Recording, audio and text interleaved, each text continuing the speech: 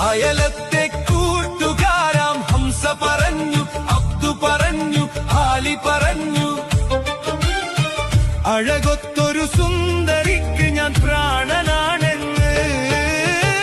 കാണും ഞാൻ അവളൊരു ഭാവം, കണ്ടാലോ പരിചിത ഭാവം. കാണും ഞാൻ അവളൊരു ഭാവം, കണ്ടാലോ പരിചിത ഭാവം. നിലയുടെ കടവിൽ, ചിറയുടെ പടവിൽ, കുടയുടെ മറവിൽ, അവളുടെ പിറകിൽ നിനച്ചും വിരച്ചും പിന്നെ അവളുടെ അരികിൽ. ഈ പ്രേമം എന്തൊരലാക്കാണ്.